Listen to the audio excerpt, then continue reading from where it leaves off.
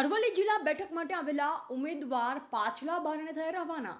જિલ્લા કાર્યાલય ખાતે કાર્યકરો અને અગ્રણીઓ સાથે બેઠક કરવા આવેલા ઉમેદવાર શોભનાબેન સામે વિરોધ પ્રદર્શન જોતા પાછલા બારણે રવાના થવાની ફરજ પડી।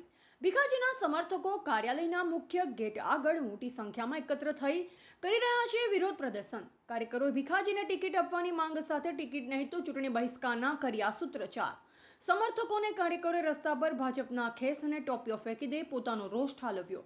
આગામી કલાકોમાં શોભનાબેન સામે થઈ રહેલા વિરોધની આગ સાબરકાંઠા બેઠક માટે અગ્નિ પરીક્ષા સમાન નીવડે તેવી સ્થિતિ જિલ્લા કાર્યાલયમાં યોજાનારી ભાજપ સંગઠન અને શહેર સંગઠનની બેઠક પર વિરોધ પ્રદર્શનના કારણે મુલતવી રાખવાની ફરજ પડી હોવાની ચર્ચા।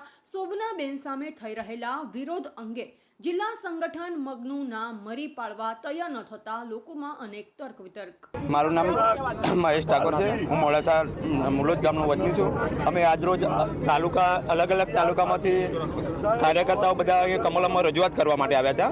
બધા અહીંયા ભેગા થઈને કમલમમાં અંદર જવા કરતાં ત્યાંથી અમને હાથ પકડીને બહાર કાઢવામાં કે તમારી કંઈ જરૂર નથી એમ।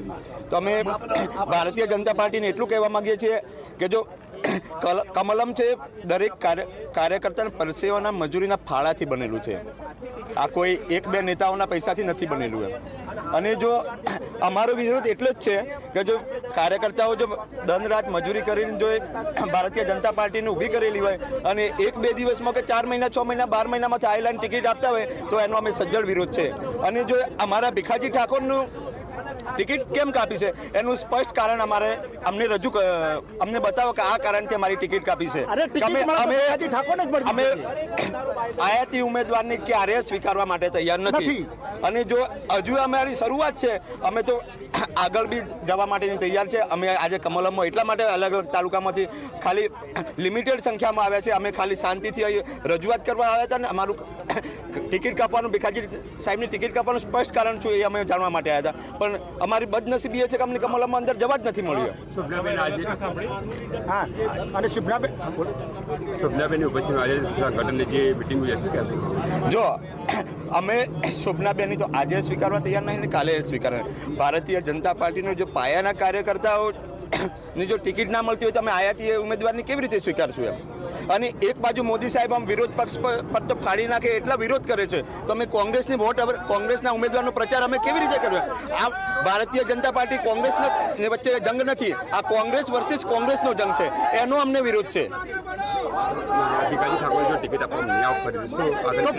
અમે ભીખાજી ઠાકોરને ટિકિટ ના આપે તો અમે ભાજપ સાથે ભીખાજી સાહેબની ટિકિટ નહીં આપે તો અમે વોટનો બહિષ્કાર કરશું।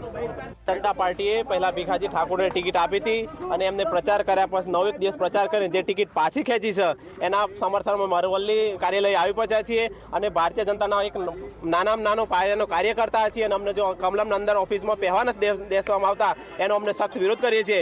અને આયાતી ઉમેદવાર જે શોભનાબેન બારૈયા કે જે પાર્ટીના કાર્યકર્તા નથી અને એમને સક્રિય સભ્ય પણ નથી, જેઓ અગાઉ અઠવાડિયામાં જ રાજીનામું શિક્ષિકાઓ રાજીનામું મૂકીને એમને ડાયરેક્ટ જો ટિકિટ આપવામાં આવતી હોય તો ભારતીય જનતા પાર્ટીને એવું કેવું છે જે 20 કે 25 વર્ષ પાર્ટી માટે જેને મહેનત કરી છે જો એવા કાર્યકર્તાની કદર ના થતી હોય તો આવનારા દિવસમાં કોંગ્રેસમાંથી આવેલા ઉમેદવારો આ પાર્ટીને લઈ લેશે અને ભારતીય જનતા પાર્ટીના કાર્યકર્તાઓને ઘરે બેસી પડશે। આવા બી સમીકરણો સર્જાય છે। એટલે મારે તો એક જ કહેવું છે, ફરીથી ભારતીય જનતા પાર્ટી ટિકિટ ભીખાજી ઠાકોરને આપે અને અમને જંગી બહુમતથી અમે જીતાડીશું એવી ખાતરી આપીએ છીએ। પાર્ટીના સમર્થનમાં આવેલા છીએ અને કમલમમાં અમને કોઈ એન્ટ્રી આપવામાં આવતી નથી। અત્યારે અમે બીજેપીના કાર્યકર્તા હોવા છતાં અમને એન્ટ્રી આપવામાં આવતી નથી।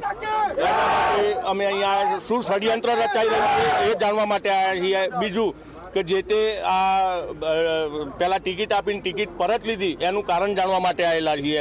અને જો આ ટિકિટ ફરીથી નહીં મળે તો આનું ઉગ્ર આંદોલન થશે અને ઇલેક્શન બહિષ્કાર થશે અને આનું પરિણામ ભોગવવા માટે બીજેપીને તૈયાર રહેવું પડશે આગાડી।